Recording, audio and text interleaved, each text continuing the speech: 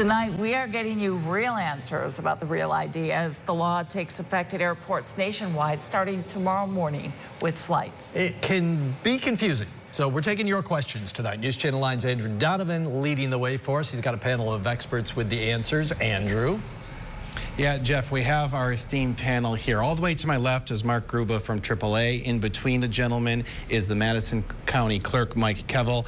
And immediately to my left is the Executive Deputy Commissioner, I almost promoted you there, with the DMV, Christian Jackstad.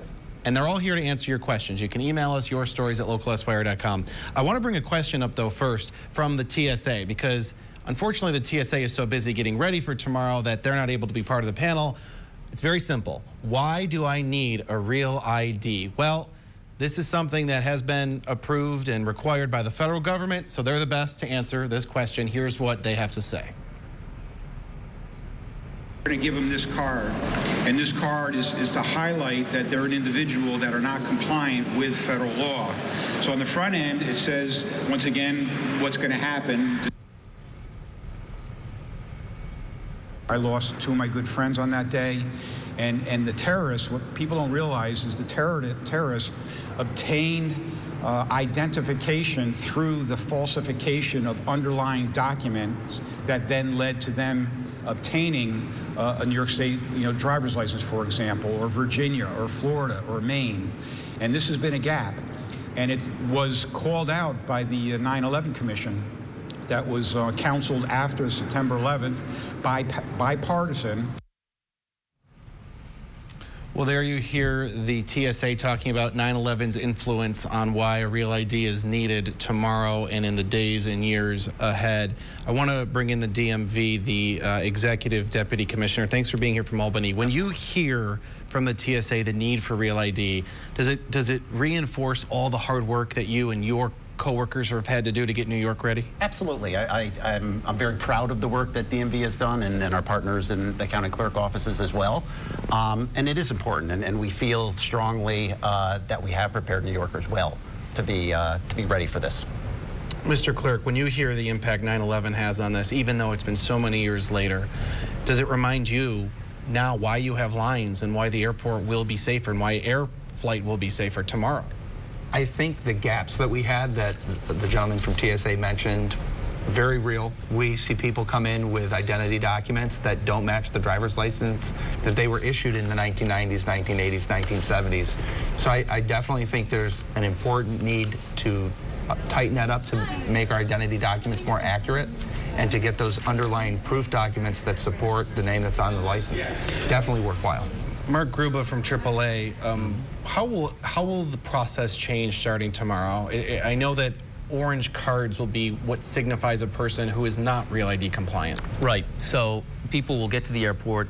If they have a Real ID, they'll present it and they will work their way through the TSA. People who are flying tomorrow, starting tomorrow, who do not have a Real ID will be likely pushed, brought aside for additional screening, perhaps additional questions, maybe a look through their bags. But the important thing to understand is that even if you're not Real ID compliant, you can more than likely still travel tomorrow unless there's some real question about what your identity actually is. And that's really, as we've talked about, at the heart of this, is making sure that people who are flying domestically are who they say they are. Deputy Commissioner, a question we've been getting in the email, in addition to the fact that if it does an enhanced license work, and an enhanced license with a flag does work. It does. But what happens if this is presented to TSA and because there's not the star that other states have, yep. What should that traveler say to the agent to remind them, no, it's an enhanced license, yep, this works? I mean, they should absolutely point out that not only is there a flag, it also says enhanced right on the document. And if that still doesn't work, they should ask to speak with the supervisor. We've worked with TSA quite a bit. They are well aware of the enhanced license and what it looks like in New York, and they have assured us that they are doing everything in their power to make sure their agents are ready for the enhanced license. Will the DMV offer a non-driver Real ID, so someone isn't old enough to drive or doesn't want to drive but needs to maybe board a plane? Absolutely. We already do. We're already issuing both enhanced and real IDs that are non-driver IDs, and we'll continue to do that well beyond the deadline. Mr. Clerk, another question someone's asking is a passport totally acceptable instead? Might someone never need a real ID? Absolutely. If somebody has a U.S. passport and they keep it current, you never need to get a real ID. You never need to get an enhanced license. You have a federally approved identity document in that U.S. passport. You can use it to fly not only internationally, but you can use it to fly to Florida. You can use it to drive across the border into Canada and come back into the United States. And the current driver's license they have does not become ineffective tomorrow. You don't need a real ID or enhanced license to have a driving privilege in the state of New York. All right, our expert panel will be here through News Channel 9 at 6. We'll still take your questions, your stories at localswire.com. Christy and Jeff, a lot of questions tonight as this ramps up tomorrow at airports nationwide. A lot of questions, a lot of great answers. Andrew, thank you to you and our panel.